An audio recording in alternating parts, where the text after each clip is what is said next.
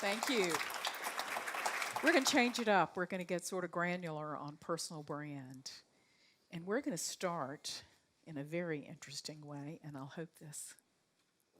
So, is everybody ready? We have time. They're giving me more time. I'm going to go one by one and have you each stand up and tell me your personal brand. Are you ready?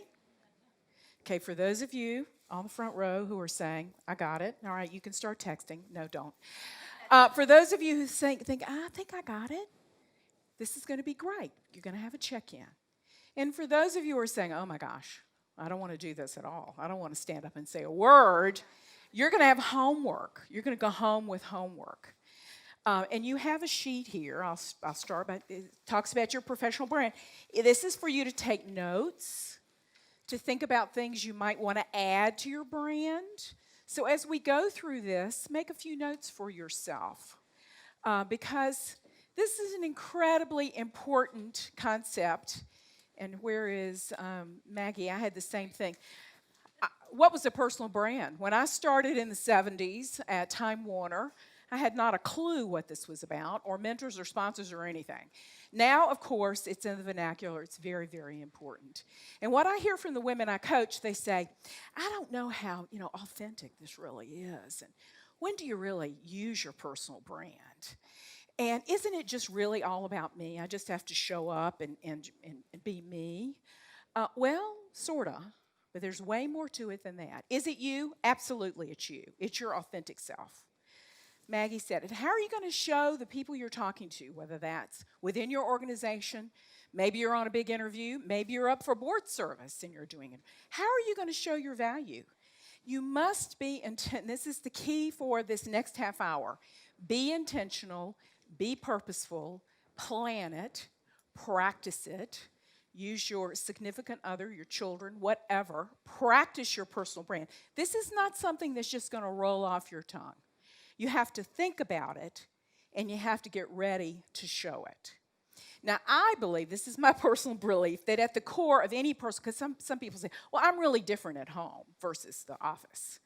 Well, core you is the same everywhere. Maybe there's some different experiences you want to share depending on your audience. But at the core, it's you. And we're going to talk about what makes up a brand because you got a brand right now. You're putting it out all the time. What's a brand? A brand is when I leave this stage and leave this room, what do you remember about me? Maggie, in the first, with Contessa's help, in the first 5 minutes, she gave you her brand. At 28, I went on my first board. That's part of her brand. What does that tell you? It tells you brave, courageous, directed, ambitious, successful. You don't get on a board at 28 unless you've done. That was a great brand story, and it took about 1 minute. So we learned a lot. I could do your brand right now. I know a lot about Maggie. Just write it up for me. You need no help. So, what? It's a promise of what you're going to get if you get me. So whether you're selling something, you want to get on a board, you want the big job, if you pick me, this is what you're going to get. That's what you want the person you're talking to know. And it's both verbal and nonverbal. You know that over 90% of people's impressions of us is nonverbal. So it's everything. It's your energy level, it's your voice, it's your physicality, it's your image, it's everything before you even open your mouth. It says hugely about yourself, right? So it's all of this together. And listen, to have a great personal brand, you don't have to be a wild extrovert. You can be a quiet, gravitas introvert. Whatever you are, use it. Get people to lean in, and if you're more introverted, you're more quiet, get people to lean in to listen to you. If you're a big extrovert, be careful. Don't overdo it, actually, with some of your audiences. So we've all got things to learn about personal brand. It's not generic. It differentiates you. And I'm going to talk in a minute briefly about using stories like Maggie did. She told many stories. Storytelling is a great way and a comfortable way, and people remember stories. They're not going to remember the years you went to you were at this, your resume listing of I was here from 2000, da, da, da. They're not going to remember all that. What are they going to remember? A story you told them about you. I recently had a bank board interview. 5 guys, me, in a restaurant. And the first thing the chair of the board did is he said, Mary, tell us your story. Well, thankfully, I teach this. I better know what I'm doing, right? I was ready, and I knew what I wanted them to remember about me when I left. I was ready to talk. And I could tell within a minute they were with me. Well, why did you do that? That's so interesting. I thought, all right, it's working, right? You tell stories. You engage. You put out a positive feel force, because what you want to do is draw people to you as you're talking. So you have to really be intentional. What is it I want them to remember about me? So, do you know what yours is? Is it what you want it to be? When's the last time you even thought about this? Maybe if you had an interview or you had a bank board interview like I did, you did think about it. I will tell you a very quick story of a woman I was coaching. We were having 3 workshops. And all the women in the program come to all 3 workshops, and then they get coaching got my coaching or someone in our group. And the first workshop, she never came. She never made it. And I got on the phone, and I said, well, what happened? And she said, well, I just got so carried away with work. I said, well, wait a minute. Your firm's investing in you and putting this, this is for you and your growth and your career. You need to show up. And she said, I'll be at the next one. So the next one, she is an hour late, and she walks in head first, hair flying, sweating, with, the briefcase, the pocketbook, the books from the thing. All this stuff comes in, sits down with a clump. And when I looked, I thought, what is going on? So we did brand that day. And so later on the phone, not in public, I said, what do you think your brand is? I said, let's talk about this. And she said, harried new mother. I said, you got it. You got it. Listen, you get to be a harried new mother, but when you come to the office, you need to think a little bit about it. She really needed to get herself together. And showing up late, no matter what your brand is not a great idea. Leaving early isn't also, if you're at meetings, getting to meetings early is a great way to network and meet people and catch up and do all that relationship building you want to do, right? So you have to think about, how am I showing up? How am I putting myself forward? We love this. Dolly, figure out who you are and then do it on purpose. That's what I want you to do. And I don't mean this frivolously. She does know who she is, and she does do it on purpose, and she's good at it. I want you to figure that out. That's what a personal brand's all about. So I also want you to know your brand can change a little bit. At the core, you don't. Your DNA doesn't. But your brand can change. I started off as a corporate executive with Time Warner. So my brand was one set of attributes, and I had those stories to tell.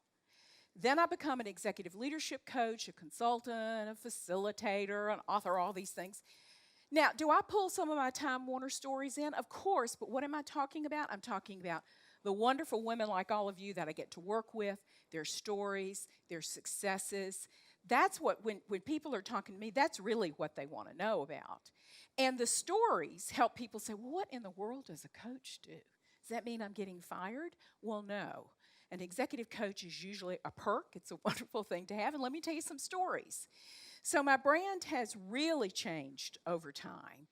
And not that I don't pull some of the old ones in, but I want you to think about, if any of you are up for a big job in your own organization, you'll be going through an interviewing process or some informal conversations.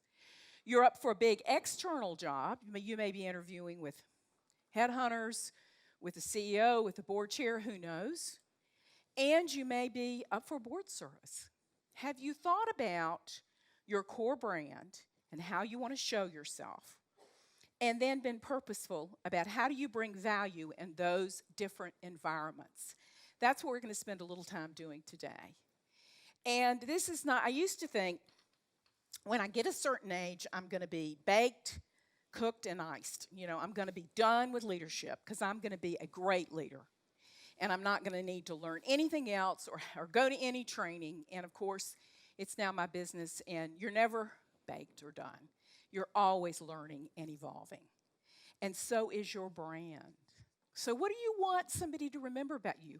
Your business results and impact, your great leadership style and what you've done with teams or the organization.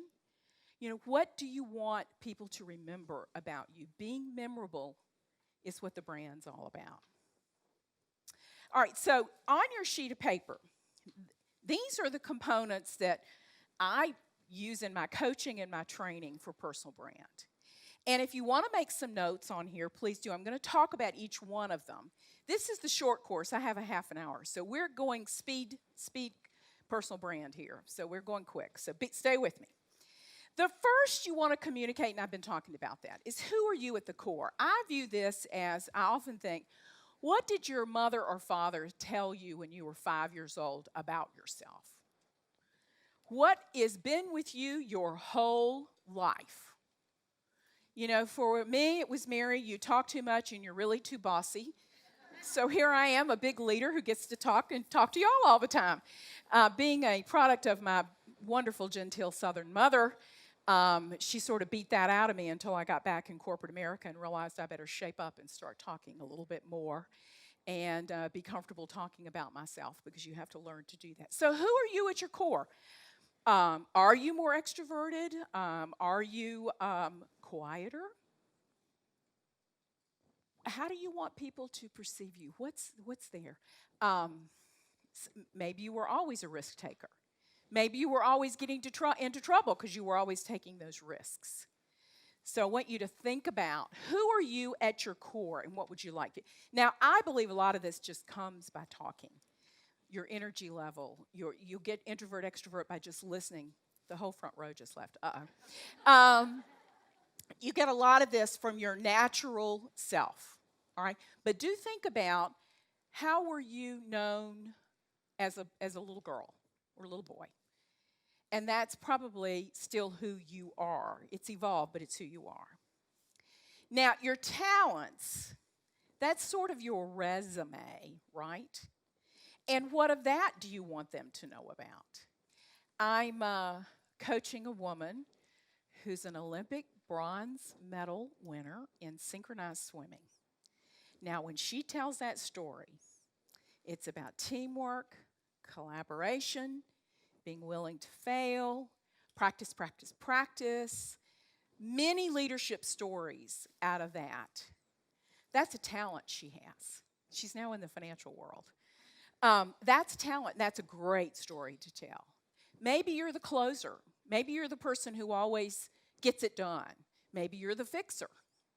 I love stories about people who were born in other countries, come here, and what happens to them. Those are talents. Those are great stories. People love, and they remember those stories. I used to think my Southern accent when I first came. Lived here in New York for 20 years and thought I lost my accent. But when they'd ask me where I work, I'd go Time Incorporated, and they say, Tom who? I now think my accent is memorable. And you might think, who was that Southern woman who was up there talking? I'm originally from North Carolina. So accents are good things, I think. They differentiate yourself. They're memorable. Use it. Use whatever you are, use it with purpose. Use it with intention.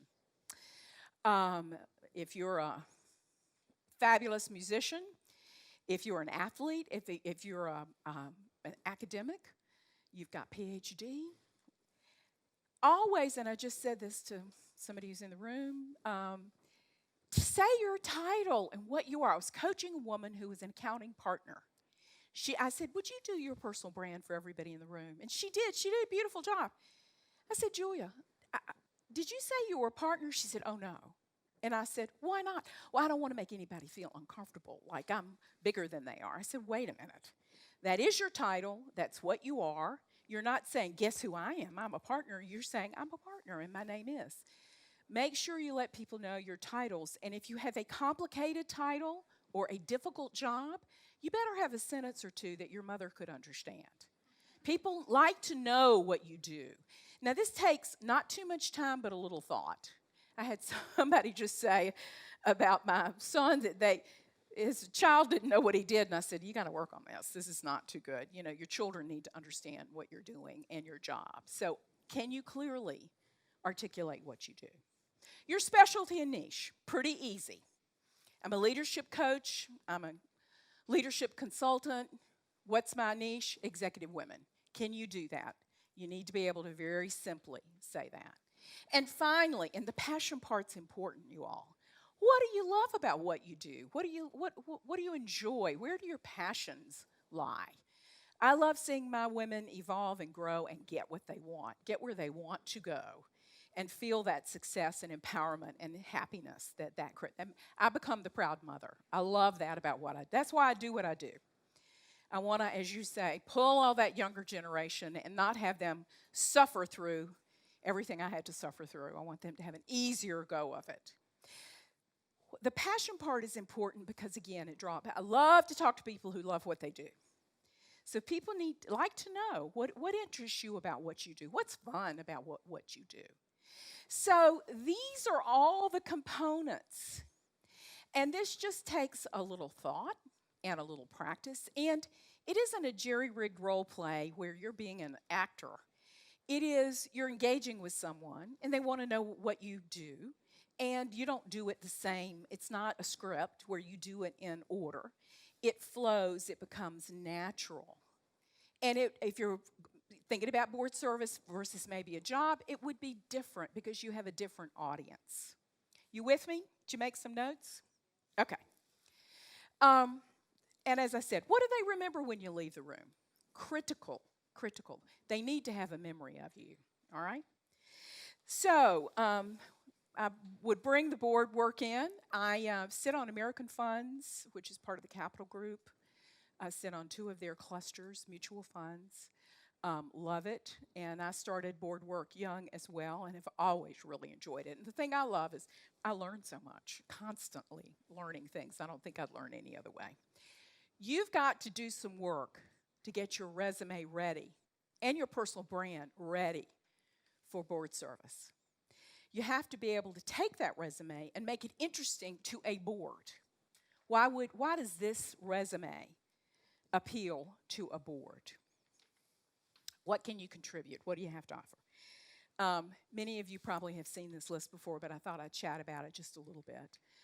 What are they looking for in board members? And how might you show that when you talk to them or in your resume, in your board bio, your board resume? Certainly general business experience. This isn't too surprising. Management experience. In my board work, and Maggie, you've been on a million more boards than I have, I never have had a board member who hadn't been in business. So the business experience is de rigueur, got to happen. You know, financial service experience is still a draw. If you were a CFO, a controller, if you were a CPA partner, all of those things, because all boards need financial experts and need financial literacy on the audit committee and on the board. It's still extremely important. So you want to play that up. Now, previous board experience, I think, is a catch-22 for women and people of color, minorities. If I've never been on a board, how do I get on a board? You got to give me a chance here, right? And that's where boards have to look beyond the titles sometime. Maybe you were a divisional leader or a regional leader. Maybe you weren't a C-suite person. Well, what did I do? How did I have impact? What difference did I make to my company? So that's where the translation piece, has to happen. And if boards are demanding previous board experience, they'll never get a lot of women and they'll never get a lot of diversity. So they've got to broaden out on that one. If you have industry experience specific to that board, that's a fabulous draw. They want that because you already come knowing the situation. I had no mutual fund experience. That wasn't what they were necessarily looking for, so I was very fortunate that what I bring to the party and where they were going matched. Boards are looking for gender diversity and they are looking for general diversity. So this is a good time for us to be looking. And there's way more than a Fortune 500 company board. There are lots of boards out there. And I will tell you, a great way to get experience is to do not-for-profit work, whether that's on your own college or university trustee board, or your local charity that you care about, but get yourself on a hardworking board. Fundraising, financials, investments, something you can point to and say, I had real board experience here. So make sure that you get on a board that translates to a corporate board if that's what you want to do. Time and time again, I hear cultural fit. We want somebody that we can collaborate with, be collegial with, we can trust, that we think will fit the culture of this board. So that's a great way, that's a place for you to do your homework. And finally, if you have specific skills, this won't surprise you. Cyber's huge, social media is huge, marketing's huge. If you are a global citizen and you've run a global part of your company, huge draw now for boards. So really think about your resume and dissect it and analyze it and see what you can offer, because I do think boards are looking for that these days. I've already said it. Stories are the way to, I think. I say stories are the language of leaders. That's how leaders get your attention. And so telling stories, you've had great example from Maggie, you're going to get a lot more stories. They really work. Think about a story. It's not just a narrative, it's got an arc. It's got a little drama to it, perhaps. Maggie had some great stories she told this morning. She had our attention.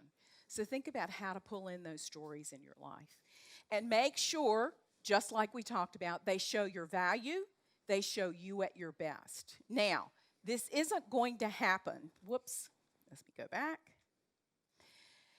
If you're not ready, if you're not prepared, write it down if you need to, practice it.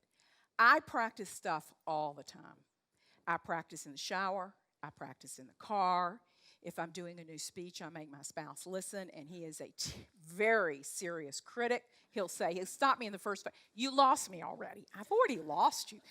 But if he's not getting it, my audience isn't going to get it. This is not about, I'm going to go through it in my head.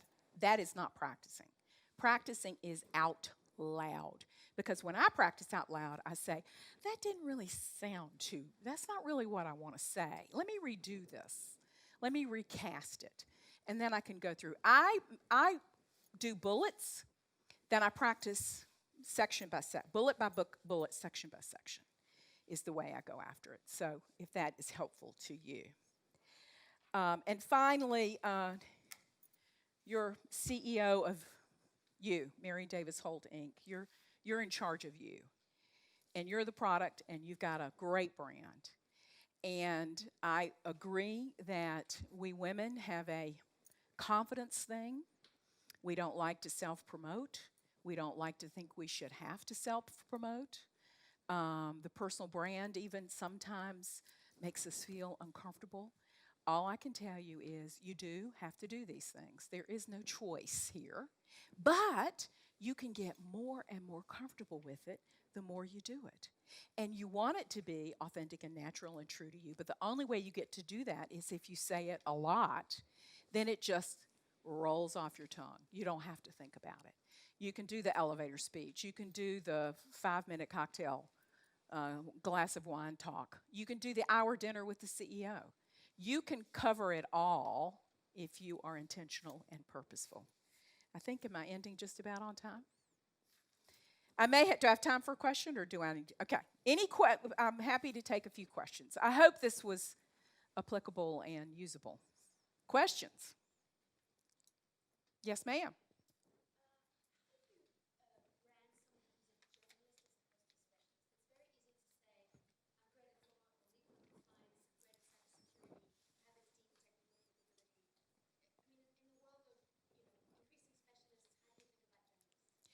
Well, I think if you are the generalist, you're going to have to add those results underneath the generalist. I think generalists are fine. You can sell that for sure. But you've got, as a generalist, what did I do? And it's not, I was a great leader, or it's got to be results, hard hitting. So just make sure you can put the facts underneath the generalist, and you're golden. So maybe you led a task force, maybe you built teams, but what did that task force do? What did that team do? Does that help a little? Okay. Anything else? I answered all your questions. Go forth with your personal brand and have fun with it. Thank you.